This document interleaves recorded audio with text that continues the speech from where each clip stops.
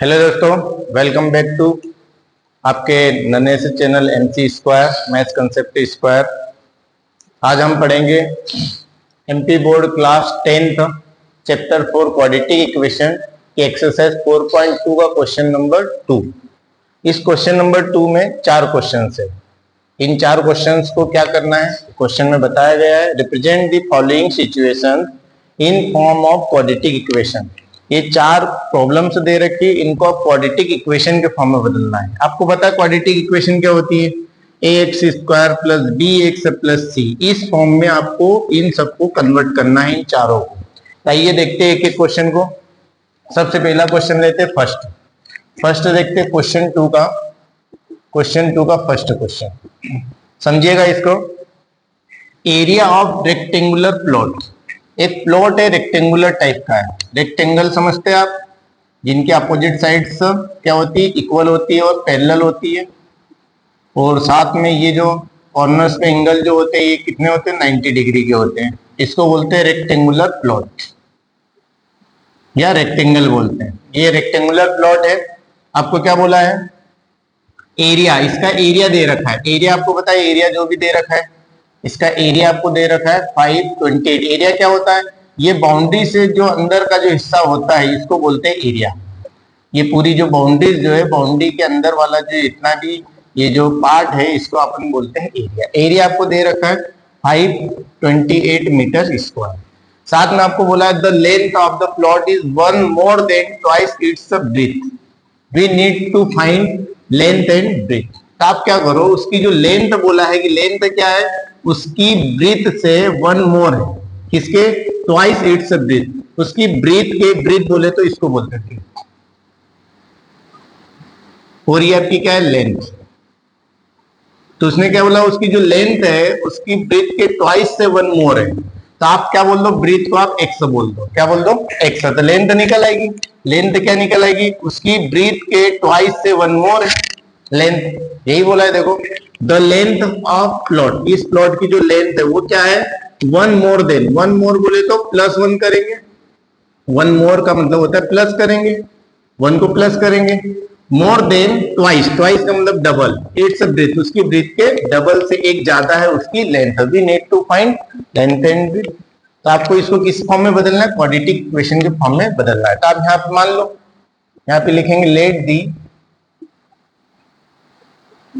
Breathe of rectangular plot, rectangular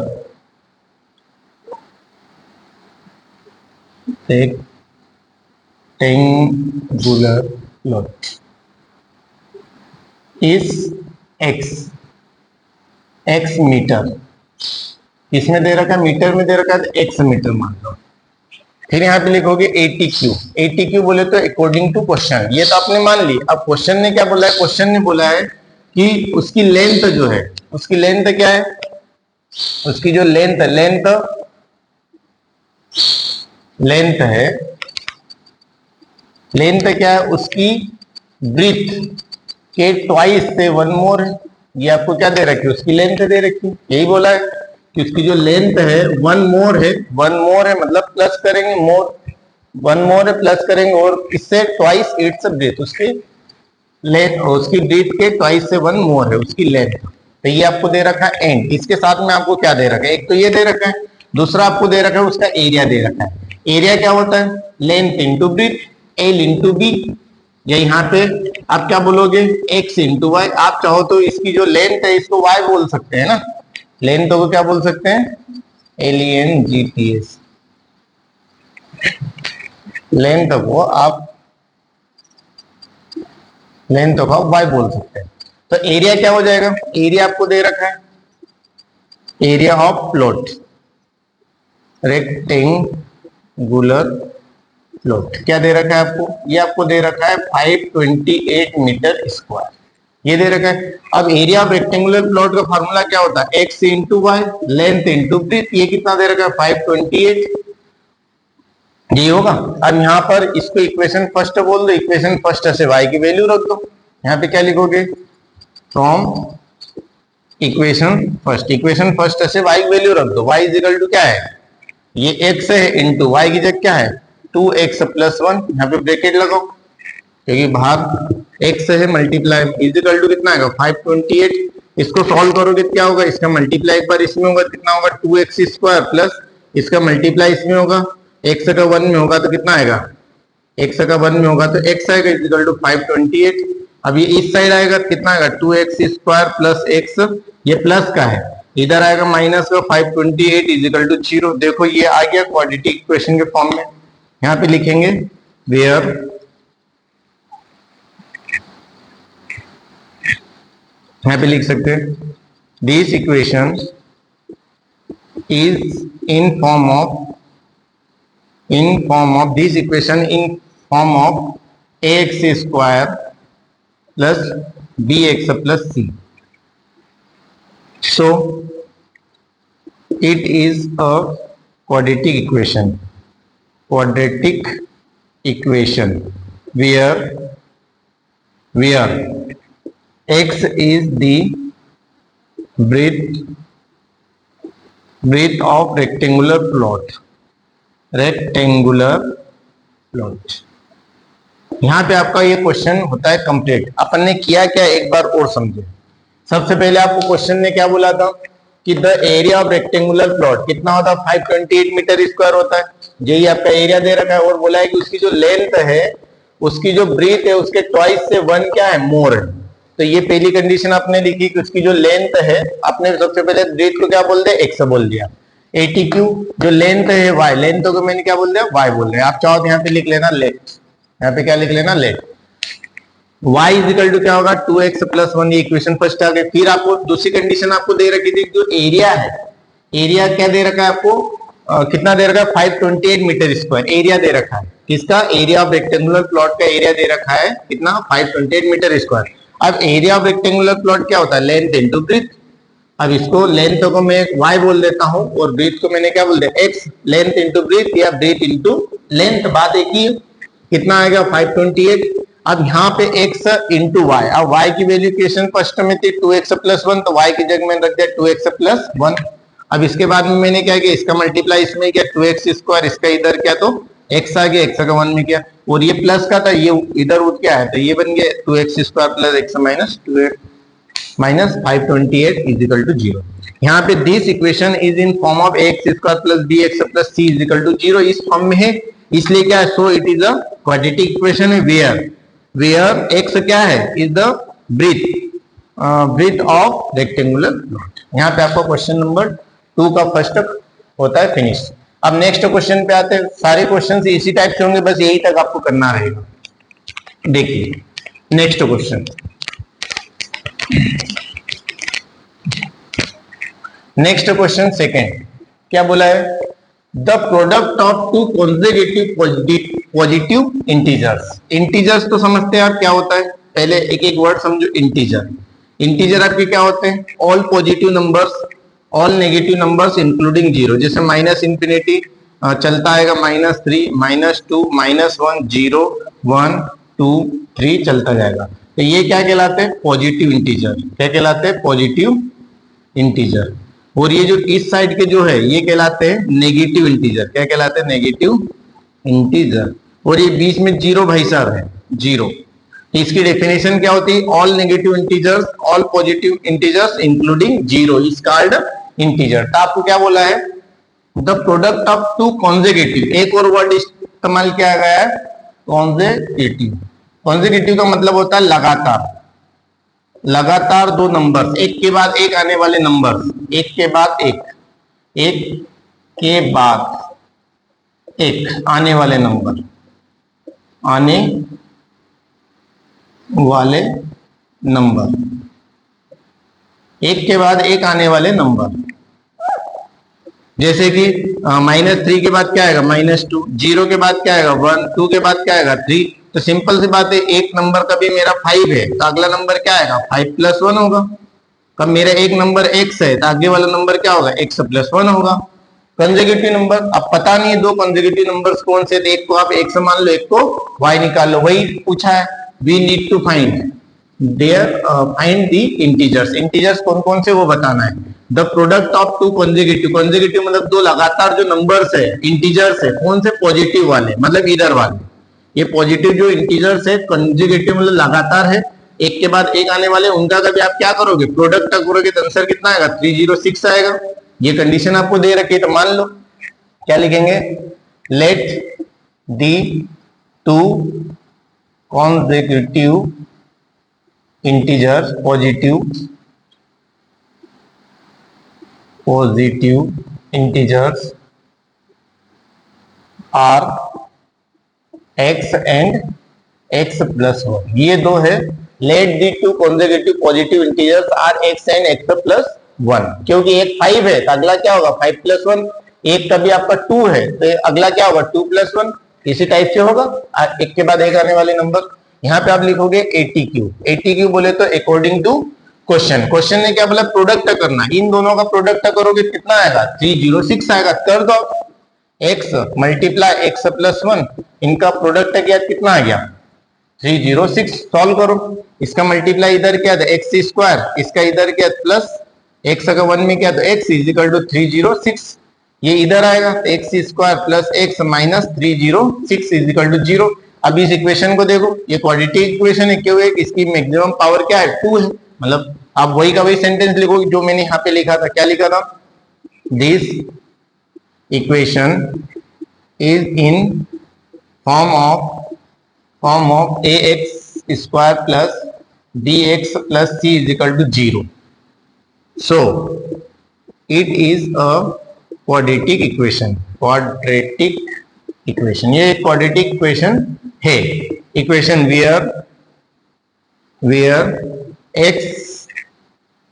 x and x plus 1 या where x is a positive integer। ये क्या है? Positive आपका integer है। कौन? x क्या है? आपका एक पॉजिटिव इंटीजर है। तो ये तो मैंने जस्ट समझाने के लिए किया था। इसके इधर का आपका सॉल्यूशन, ये तो मैंने जस्ट समझाने के लिए बताया था क्या मीनिंग होते हैं उनके। तो यहाँ पर आपका क्वेश्चन सेकंड भी होता है फिनिश। आई थिंक आपको समझ में आया होगा। बस कुछ भी नहीं करना है, इस पूरी जो प्रॉब्लम्स दे रखी इनको ax square plus bx plus c, इसी को बोलते हैं क्वाड्रेटिक इक्वेशन के फॉर्म में लिखना है। बस बात खत्म। अब इसके बाद में आते हैं क्वेश्चन थर्ड। कर लिया नोट? ओके, नेक्स्ट आपका है question number third. Question number third देखते हैं क्या है, समझने की कोशिश करना। क्या है? रोहन्स मदर, मतलब रोहन की माता जी, रोहन की mummy, Rohan's mother is 26 year older than him. Rohan की मम्मी रोहन से 26 साल बड़ी है। 26 ईयर ओल्डर देन हिम बोले तो उससे, ओल्डर मतलब बड़ी है। 26 years are older than Rohan से मदर देन रोहन, ऐसा समझिए। रोहन की उम्र का 5 साल है तो उसकी मम्मी की उम्र होगी 31 ईयर, मतलब 26 ईयर ज्यादा होगी। तब रोहन की उम्र का भी 1 साल है तो उसकी मम्मी होगी 27 ईयर की। 26 ईयर बड़ी है उसकी मम्मी। इस टाइप से दे रखा है। आपसे बोला है the product of their age, किनकी एज का प्रोडक्ट? उनकी एज का। 3 years फ्रॉम नाउ, आज से 3 साल बाद। 3 साल बाद दोनों की एज, कौन? रोहन की और उसकी मम्मी की जो एज का प्रोडक्ट है वो कितना है? 360 दे रखा है। 3 साल बाद रोहन की एज और उसकी मम्मी की एज का प्रोडक्ट बोले तो मल्टीप्लाई करोगे कितना आएगा? 306 आएगा, 360 आएगा। We would like to find Rohan present age. तो रोहन की प्रेजेंट एज को क्या मान लो? एक्स मान लो। यहाँ पे लिखोगे let the present age of Rohan is X years. फिर यहाँ पे लिखोगे ATQ according to question. Question ने क्या बोला है कि उसकी मम्मी की जो एज है वो क्या है? रोहन की एज से 26 ईयर ज्यादा है उसकी मम्मी की एज। यहाँ पे क्या लिखेंगे? रोहन की एज तो एक्स है, यहाँ पे लिखेंगे his mother's age, Rohan mother's age, Rohan's mother age, इसको आप y मान लो। कितना बोला है? रोहन की उम्र से क्या है? 26 ईयर ज्यादा है, यही बोला है ना। रोहन की मम्मी की एज रोहन से 26 ईयर ज्यादा है, ओल्डर है, मतलब बड़ी है उसकी मम्मी, इसी टाइप से होगा। जैसे कि उसकी मम्मी की एज निकालना है, रोहन की एज कभी मान लो कि अभी की एज 2 ईयर है, तो उसकी मम्मी की एज कितनी आ जाएगी? 28।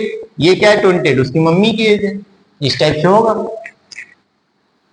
ये पहली कंडीशन आपको दे रखी है, रोहन से मदर से।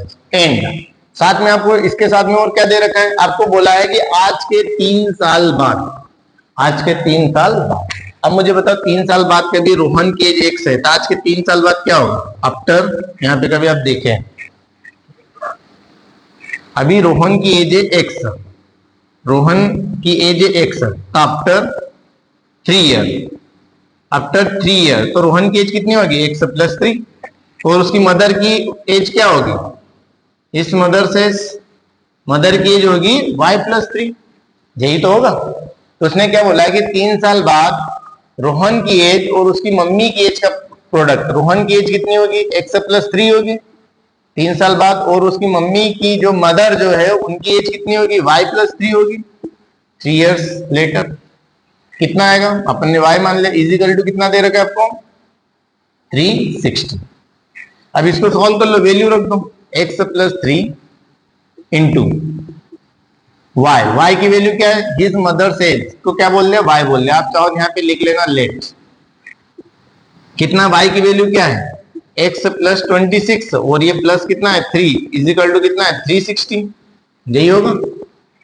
कितना आ जाएगा ये? x प्लस 3 इंटू ये कितना आएगा? x प्लस 26 प्लस 3 कितना आएगा? 29 इजिकल टू 360। इसको सॉल्व कर लो, एक बार इसका मल्टीप्लाई इन दोनों में होगा, फिर इसका मल्टीप्लाई इन दोनों में होगा, x का मल्टीप्लाई इन दोनों में होगा, तो x प्लस 29 ये इंटू होगा, फिर प्लस 3 का इंटू होगा किसमें? x प्लस 29 में, इजिकल टू 360। कितना आएगा? x का इसमें गया तो x स्क्वायर आ गया, x का इसमें गया प्लस 29x आ गया, फिर प्लस 3 का इसमें किया, प्लस 3 का x में गया तो प्लस 3x आ गया, प्लस 3 का इसमें गया तो प्लस का प्लस में गया तो प्लस 29 का 30 में गया तो 87 आएगा। 3 9 जा 27 कैरी 2, 3 2 जा 6 और 2 8 इजिकल टू 360। अब इसको सॉल्व कर लीजिए, क्या आ जाएगा? ये x square plus 29x plus 3x कितना आएगा? 32x, यही आएगा 29x प्लस 3x। और इधर क्या है? प्लस 87 और ये इधर आएगा माइनस का 360 हो जाएगा इजिकल टू 0। ये हो जाएगा x स्क्वायर प्लस 32x। इनको सॉल्व करो, एक में प्लस है और एक में माइनस है, तो माइनस होगा, 360 में से माइनस करोगे 87, तो क्या आएगा? इधर कैरी दिया, 0 में 7 तो जाएगी, कैरी दिया 10 में से 7 गए 3, यहाँ पे कितना बचा? 5, 5 में से 8 जाएगी ना तो ये इसको कैरी देगा, 15 में से 8 जाए कितना बचेगा? 7, यहाँ पे 2 बचा, ये 2 आ गया, कितना बचेगा? और दोनों में ग्रेटर ये है तो माइनस का 273 इजिकल टू 0। अब इसको गौर से देखो, ये है क्या आपकी? ये क्या है? एक क्वाड्रेटिक इक्वेशन है। क्या लिखोगे? वही सेंटेंस लिखोगे, this is in this equation, क्या लिखते थे? दिस इक्वेशन, शॉर्ट फॉर्म में लिखा equation, this equation in form of ax square plus bx plus c is equal to 0।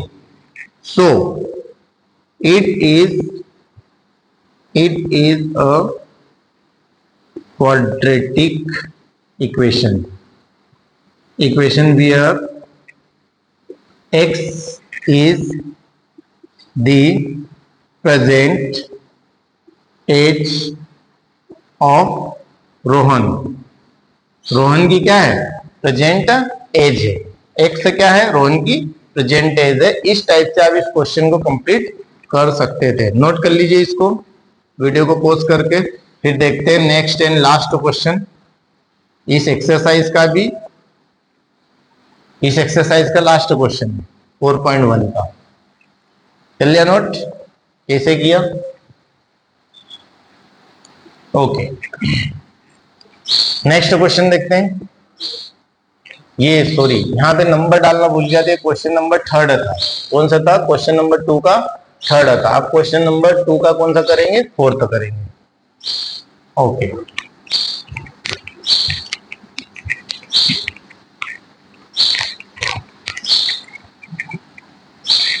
अब देखेंगे क्वेश्चन नंबर 4।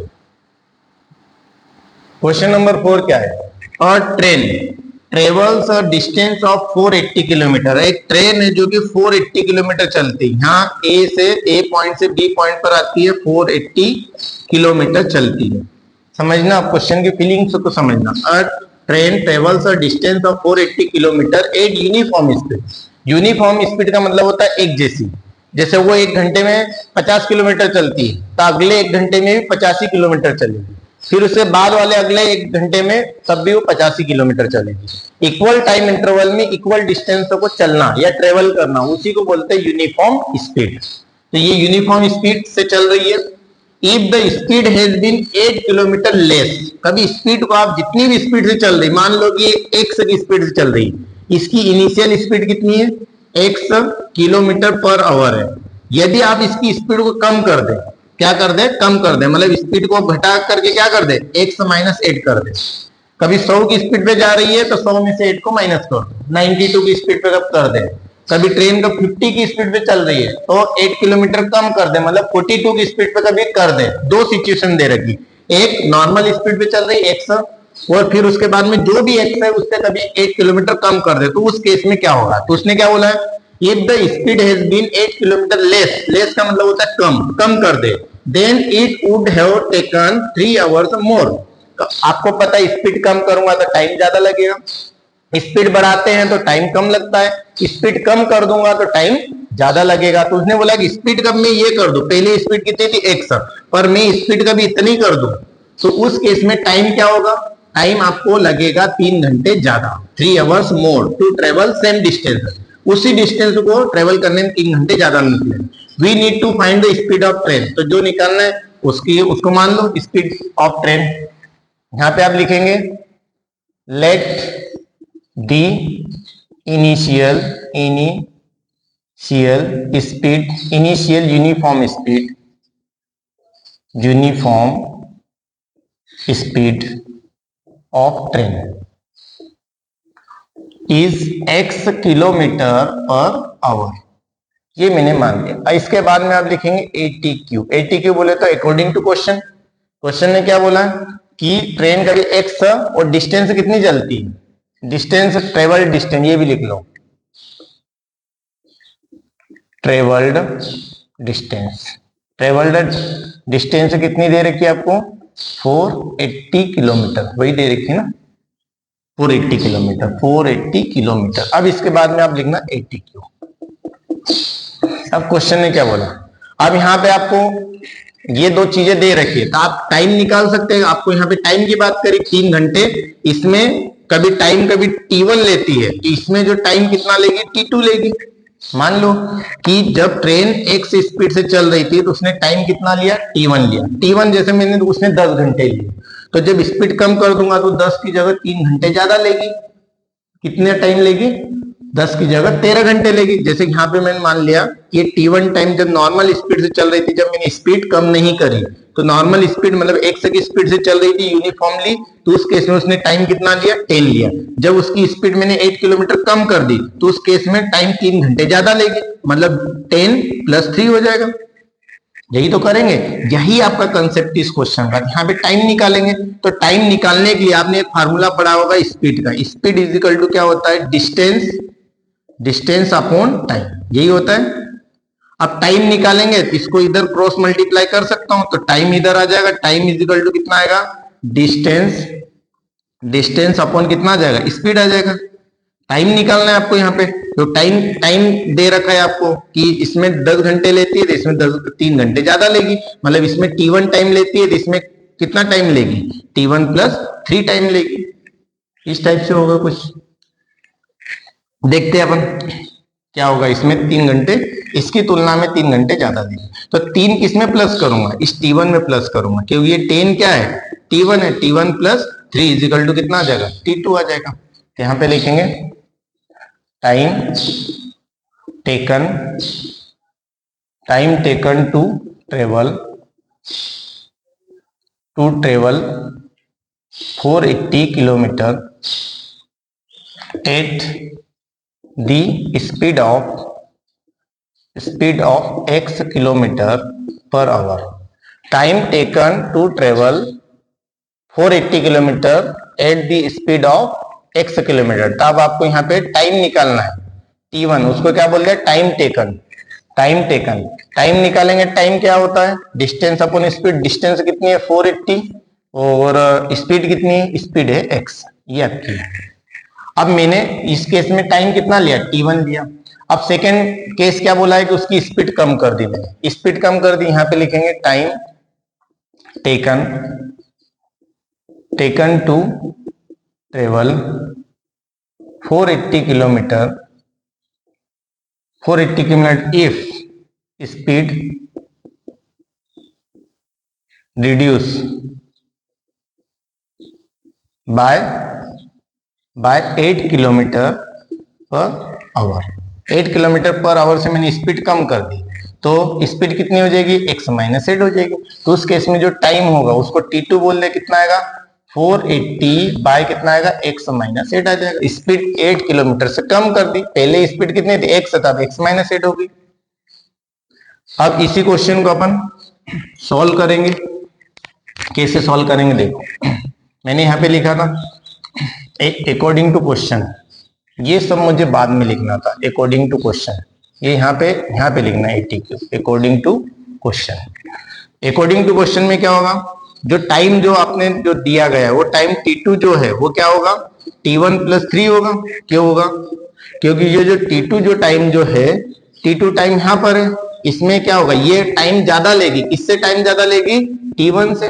t1 जैसे कि 10 घंटे में कर रही है, तब स्पीड मैंने कम कर दी, तब कितना लेगी 10 प्लस 3। तो यहाँ पे t1 मैंने किसको बोल दिया, 10 को। यहाँ पे कितना आएगा t1 प्लस 3, तो ये कितना आ जाएगा t2 के इक्वल आ जाएगा। यही होगा, क्योंकि t2 टाइम ज्यादा है, t2 टाइम ज्यादा है। तो t2 टाइम ज्यादा कब आएगा, जब t1 में मैं 3 को प्लस कर दूंगा, क्योंकि t1 में कम समय ले रही है, स्पीड कम कर, जो समय ज्यादा ले रही है ना। तो कितना आएगा t1 प्लस 3, ये सिचुएशन बनेगी। t2 आपका कितना है 480 अपॉन x माइनस 8, ये t2 की वैल्यू है। t1 की वैल्यू कितनी है 480 बाय x, और ये कितना आएगा प्लस 3। ये सिचुएशन बनी, इसको सॉल्व कर लो। इसको इधर लेकर के आएंगे, कितना आएगा 480 अपॉन x माइनस 8, ये इधर आया, कितना आएगा 480 by x is equal to 3।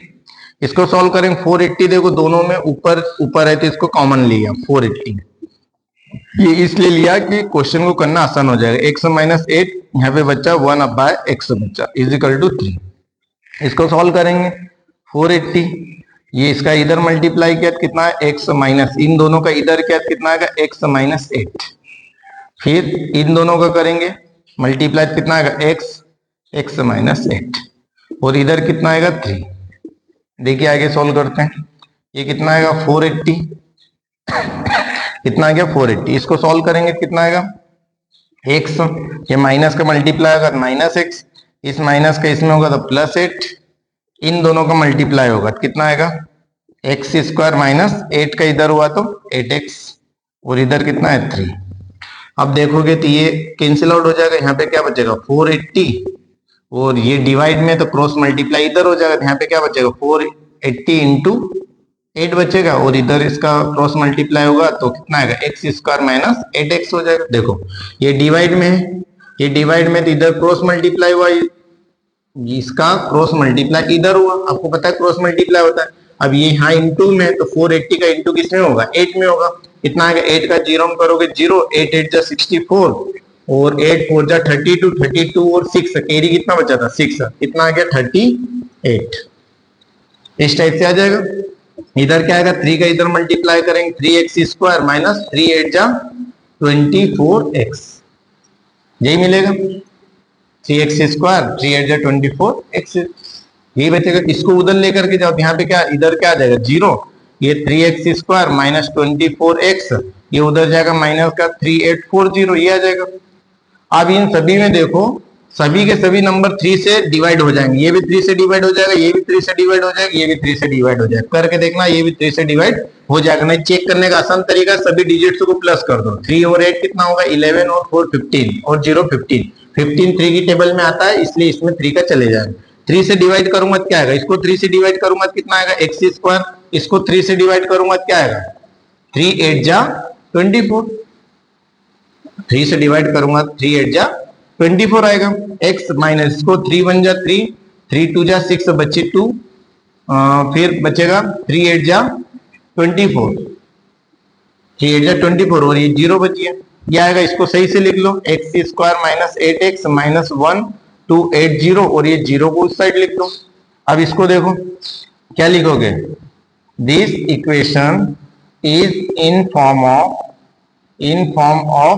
ax square plus bx plus c is equal to 0। इस फॉर्म में है ये इक्वेशन। क्या लिखोगे? So it is a quadratic equation. So it is a quadratic equation. फिर आप लिखना चाहो लिख सकते हैं वेयर, क्या लिखोगे? Quadratic equation where x is uniform speed of train की क्या है? यूनिफॉर्म स्पीड है। इस टाइप से कर सकते हैं। देखो क्वेश्चन में क्या क्या है एक बार वो समझो। आपको बोला था कि एक ट्रेन है जो कि 480 किलोमीटर चलती है, मतलब डिस्टेंस आपको दे रखा है 480 किलोमीटर, यूनिफॉर्म स्पीड चलती है। यूनिफॉर्म स्पीड को आप एक्स मान सकते हैं, जो कि अपन ने माना ही है। If the speed has been 8 kilometre less, कब कर दे तो क्या हो जाएगा? वो 3 घंटे ज्यादा टाइम लेगी, है ना। पहले से 3 घंटे ज्यादा समय लेगी। पहले 10 घंटे लेती थी, T1 का भी 10 घंटे है, तो आप क्या लेगी? T1 प्लस 3 घंटे ज्यादा लेगी, तो T2 के बराबर आ जाएगा। तो आपको ये बोला था यूनिफॉर्म स्पीड एक समान लिए, इनिशियल नहीं लिखोगे चलेगा, यूनिफॉर्म स्पीड लिख दो तब भी चलेगा। Travelled distance 480 kilometre, time taken to travel 480 kilometre चलने में एक्स की स्पीड से कब चल रही है तो टाइम कितना होगा? टाइम इज इक्वल टू क्या था? डिस्टेंस अपॉन स्पीड, ये हो गया T1 टाइम हो गया।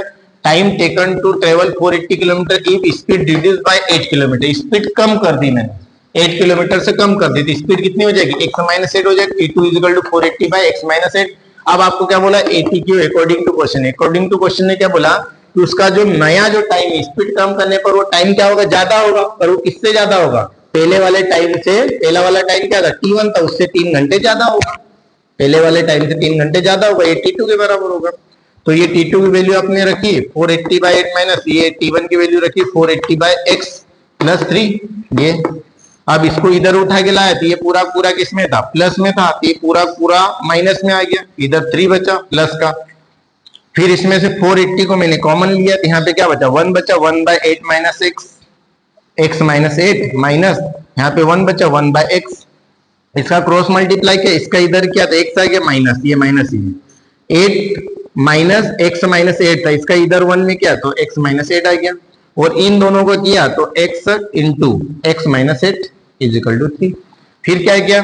इस माइनस का मल्टीप्लाई एक बार इसमें हुआ, एक बार इसमें हुआ, एक बार इसमें हुआ, क्या हो गया? Minus x plus 8। ये माइनस माइनस क्या हो गया? प्लस 8। अब ये x माइनस एक्स 0 हो गया, यहाँ पे बचा 8 और नीचे इधर मल्टीप्लाई किया, x का x में किया तो x स्क्वायर माइनस x का 8 में किया तो माइनस 8x। इसका ये डिवाइड में आपको पता है डिवाइड वाला नंबर कहाँ जाता है? मल्टीप्लाई में, मल्टीप्लाई में चला गया x स्क्वायर माइनस 8x पूरा पूरा। अब यहाँ पे 480 था और इधर मल्टीप्लाई में 8 आ गया, यहाँ पे मल्टीप्लाई था पर प्लस 8 में किया तो वही का वही आएगा। इन दोनों प्रोडक्ट क्या दिया आ गया, इसका अंदर मल्टीप्लाई किया तो 3x स्क्वायर, इसका इधर किया तो माइनस 24x, 3 8 जा 24। फिर इसको उधर लेकर के गया तो ये प्लस का था, ये प्लस का था, ये पूरा पूरा इधर आया माइनस का हो गया। ठीक है, फिर अपन ने क्या किया? 3 से सब डिवाइड, आप चाहो तो यहाँ लिख सकते हैं dividing by 3 both the side. 0 को भी डिवाइड करेंगे, 0 को 3 से डिवाइड करेंगे 0 आएगा, इसको डिवाइड किया तो x स्क्वायर है, इसको डिवाइड किया तो 8x आया, इसको डिवाइड किया तो कितना आ गया? 1280। इसको इधर लिख दिया, इसको पीछे लिख दिया। अब ये आपको दिख ही रहा है x square bx plus c के फॉर्म में, मतलब so it is a quadratic equation where x is a uniform speed of train. Note कर लीजिए।